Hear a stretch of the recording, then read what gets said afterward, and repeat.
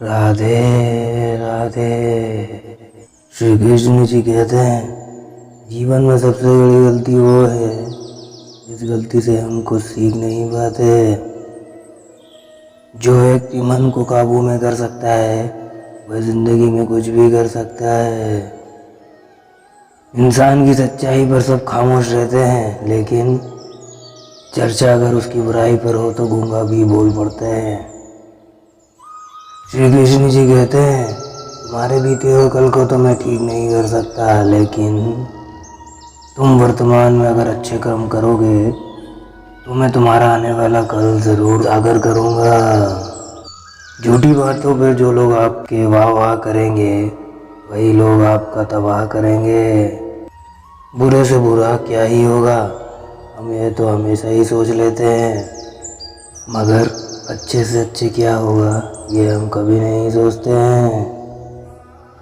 जो ईश्वर रात को पेड़ पे बैठे पक्षियों को कभी गिरने नहीं देता, तो सोचो वह तुम्हें अकेला और बेसहारा कैसे छोड़ सकता है।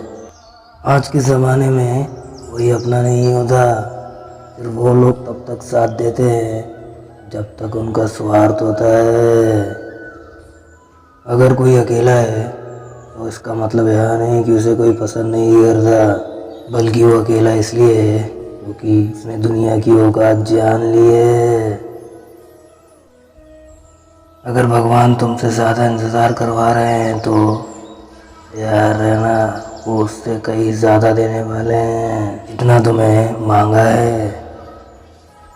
जिस तरह लोग मुर्दे इंसान को कंधा देना पुण्य समझते हैं, काश इसी तरह जिंदा इंसान को सहारा देना पुण्य समझने लगे तो जिंदगी आसान हो जाएगी।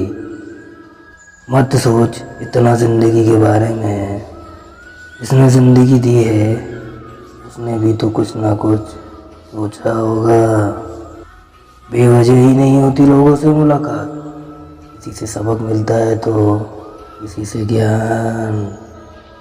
श्री कृष्ण जी कहते हैं किसी को दुख देकर उससे अपनी सुख की इच्छा मत रखना, और अगर तुम किसी को एक पल का भी सुख देते हो तो अपने दुख की चिंता कभी मत करना।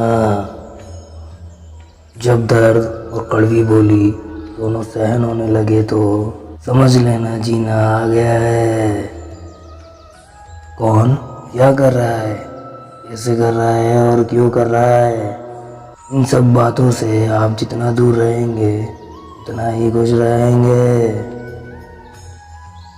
हंसते रहोगे वही दुनिया साथ है, वरना आंसुओं को तो आँख में भी जगह नहीं मिलती है। जीवन में जो भी होता है वो किसी वजह से होता है, या तो वो आपको कुछ बना कर जाता है या फिर कुछ न कुछ सिखा कर। कटना पिसना और अंतिम बूंद तक निचोड़ जाना, गन्ने से बेहतर कौन जानता है। मीठा होने का नुकसान इतना होता है, जब कोई दिल दुखाए तो सबसे बेहतर है कि हम चुप हो जाएं, क्योंकि जिन्हें हम जवाब नहीं देते उन्हें फिर वक्त जवाब देता है। अंधे बहरे गूंगे बनकर अपने लक्ष्य पर ध्यान देते रहो। यहाँ इतने खाली लोग हैं कि ना खुद कुछ करेंगे और ना करने वाले को करने देंगे, और उनका मनोबल भी पूरी तरीके से तोड़ देंगे। लोग ज़रा सी बात पर आपको तोड़ देते हैं और भगवान ज़रा सी प्रार्थना से आपको थाम लेते हैं। कर्मों से डरिए, ईश्वर से नहीं। ईश्वर तो माफ़ कर देता है लेकिन कर्म नहीं। टल सकते हैं जैसा बछड़ा तो गायों में अपनी माँ को ढूंढ लेता है, इस प्रकार कर्म अपने कर्ता को आज नहीं तो कल ढूंढ ही लेता है। यकीन साफ और मकसद सही हो तो यकीनन किसी न किसी रूप में ईश्वर भी आपकी मदद करते हैं।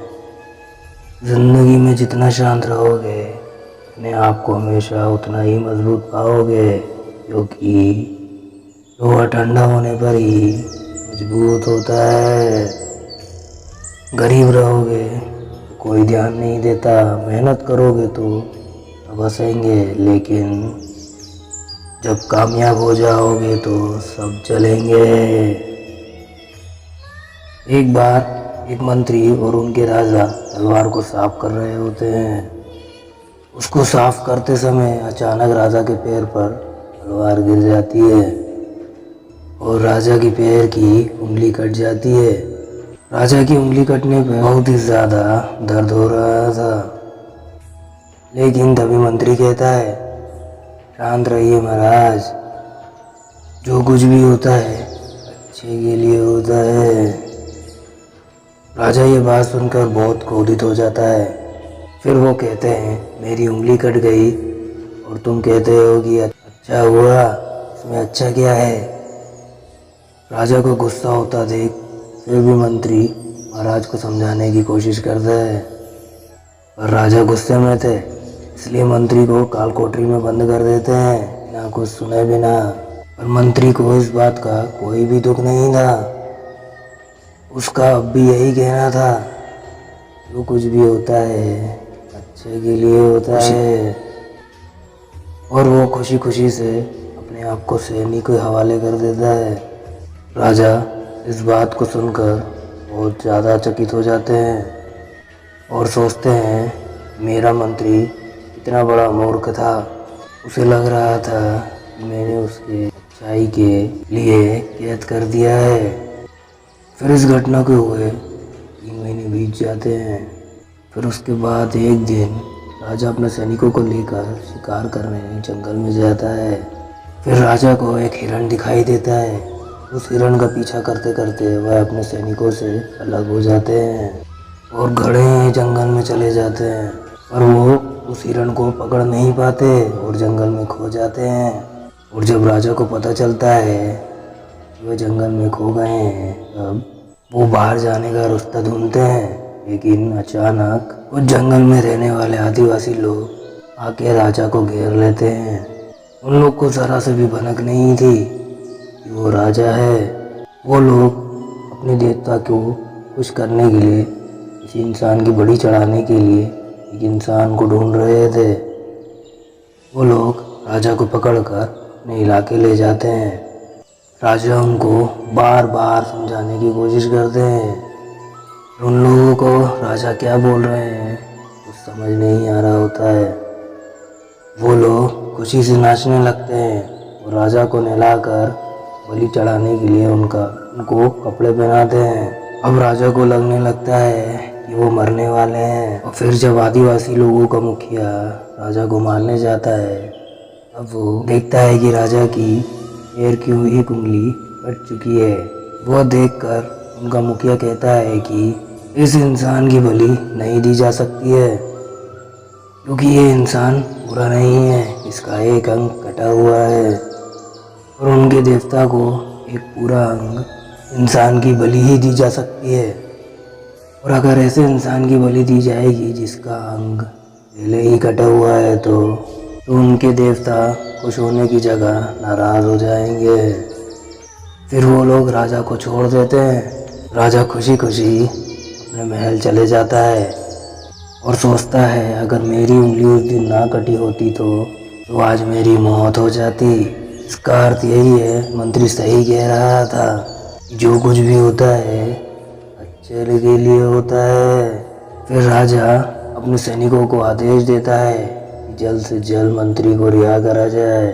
फिर राजा मंत्री को अपना पद वापस देता है और फिर पूछते हैं, मंत्री, अगर उस दिन मेरी उंगली कट गई वो मेरे अच्छे के लिए हुआ, ये तो मैं मान गया, लेकिन तुम जेल में हो, इससे तुम्हारा क्या अच्छा हुआ। मंत्री खुशी खुशी राजा से कहता है, महाराज, आप शिकार करने के लिए जाते तो आपके साथ मुझे भी आना पड़ता, और अगर मैं आपके साथ आता तो वो लोग मुझे मार देते, क्योंकि मेरा शरीर पूरा है। मंत्री की बात सुनकर राजा को समझ में आ जाता है, जो कुछ भी हमारे जीवन में होता है वो अच्छे के लिए ही होता है। अगर हम वास्तव में अपने जीवन में भी देखें तो तो कुछ मुश्किलें तो ज़रूर आती हैं, तो हम उनका सामना नहीं करते और हम उनको ही दोष देते हैं। हम ये समझ नहीं पाते हैं कि ये मुश्किलें हमें आगे बढ़ाने और मजबूत करने के लिए होते हैं। हमें हर मुश्किलों को सकारात्मक तरीके से देखना चाहिए, क्योंकि हर चीज़ जीवन में कुछ ना कुछ सिखा कर जाती है और हर व्यक्ति के जीवन में तो सुख और दुख का तो आना जाना रहता है। इसलिए तो मैं कहता हूँ, और आप भी कहिए, कमेंट करिए। राधे राधे।